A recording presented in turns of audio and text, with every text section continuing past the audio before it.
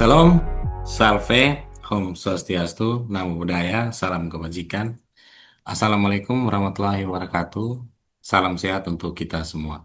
Yang terhormat Ibu Kepala Badan Pengembangan Sumber Daya Manusia Daerah Provinsi Nusa Tenggara Timur, Bapak Ibu pejabat struktural, fungsional, dan partisipan yang ada dalam ruang Zoom ini. Pada kesempatan yang baik ini, saya akan mensosialisasikan Peraturan Gubernur Nomor 61 Tahun 2019 tentang Kode Etik Pegawai Negeri Sipil lingkup pemerintah Provinsi NTT. Dalam sebuah organisasi, pastinya digerakkan oleh sumber daya.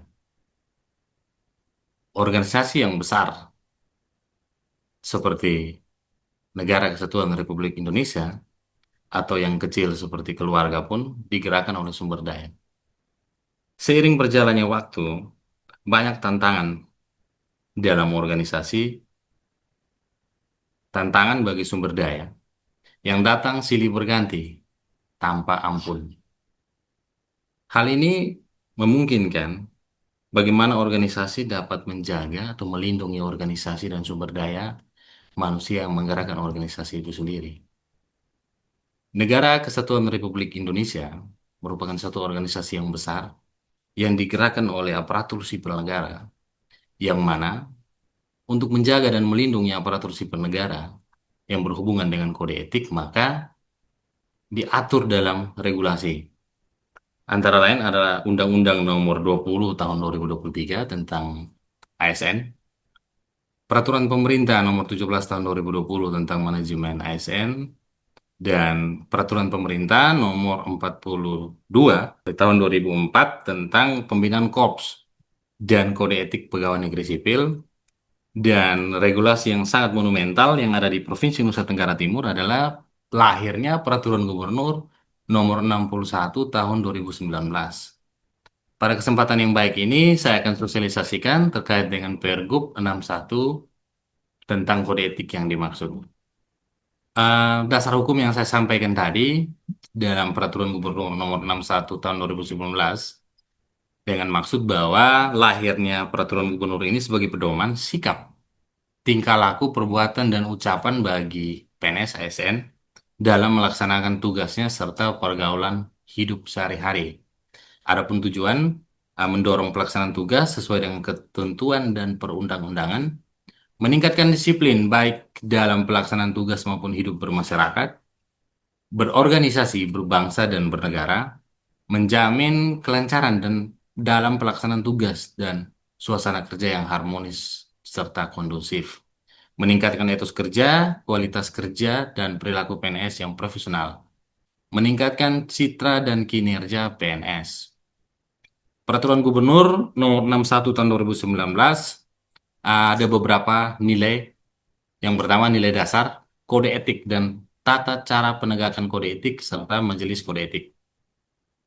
Nilai-nilai dasar bagi ASN atau PNS. Nilai-nilai dasar yang harus dijunjung tinggi oleh PNS meliputi yang pertama, ketakwaan kepada Tuhan Yang Maha Esa. Yang kedua, kesetiaan dan ketaatan kepada Pancasila dan Undang-Undang 1945.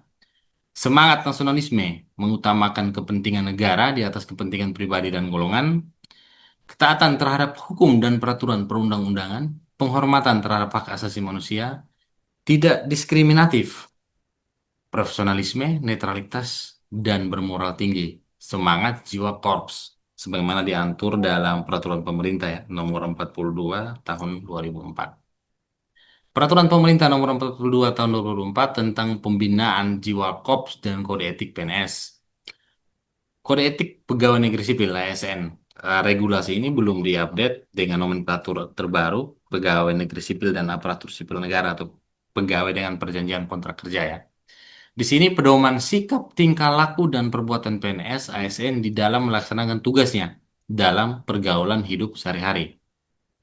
Kode etik PNS ASN ya.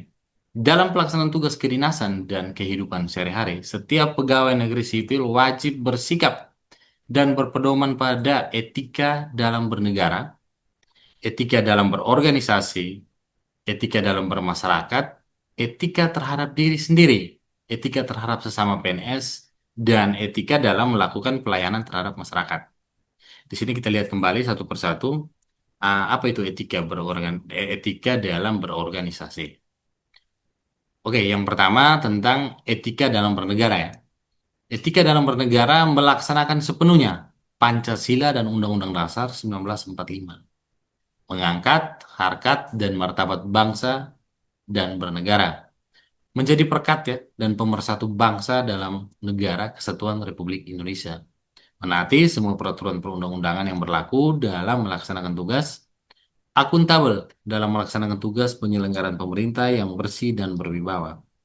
Tanggap, terbuka, jujur, dan akurat, serta tepat dalam melaksanakan setiap kebijaksanaan dan program pemerintah. Menggunakan atau memanfaatkan semua sumber daya negara secara efisien dan efektif. Tidak memberikan kesaksian palsu atau keterangan yang tidak benar. Menghormati, memajukan, dan memenuhi, melindungi, serta menegakkan hak asasi manusia. Oke, kita lanjut pada etika dalam berorganisasi. Menjunjung tinggi institusi dan menetapkan kepentingan organisasi di atas kepentingan pribadi dan golongan. Menjunjung tinggi institusi dalam pelaksanaan tugas kedinasan maupun di luar kedinasan. Melaksanakan tugas dan wewenang sesuai dengan peraturan perundang-undangan. Melaksanakan setiap kebijakan yang ditetapkan oleh pejabat yang berwenang. Bertanggung jawab atas pelaksanaan tugas dan perintah sesuai tata cara peraturan yang berlaku. Tidak menyampaikan dan menyebarluaskan informasi yang bersifat rahasia, baik karena sifat maupun perintahnya kepada orang lain sesuai dengan peraturan perundang-undangan.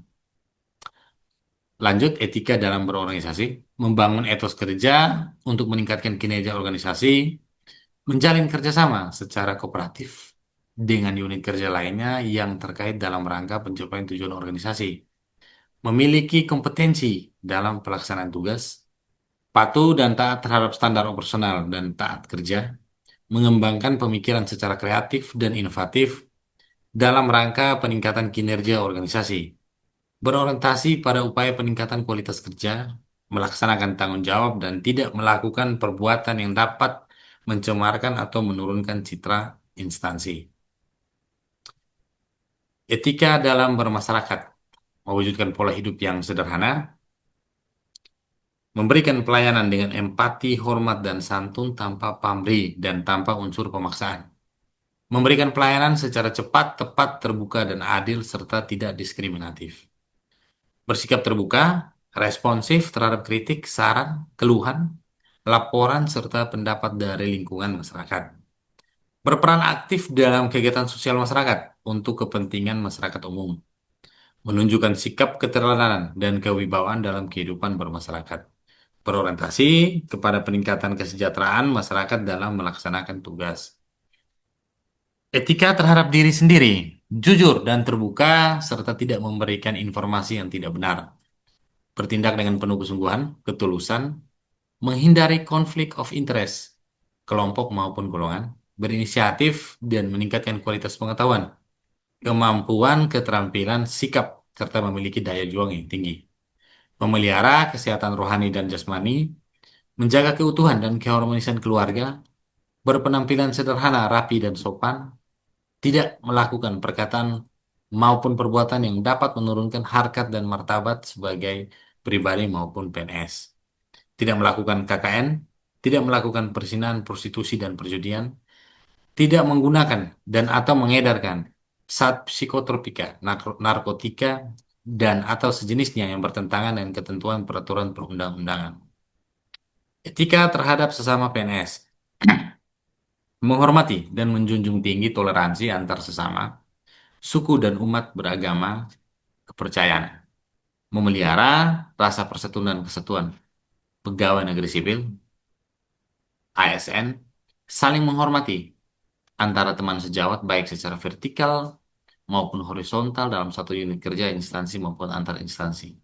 Menghargai perbedaan pendapat, menjunjung tinggi harkat dan martabat, menjaga dan menjalin kerjasama yang kooperatif sesama ASN, berhimpun dalam satu wadah Korps Pegawai Republik Indonesia yang menjamin terwujudnya solidaritas semua pegawai negeri sipil dalam memperjuangkan hak-haknya.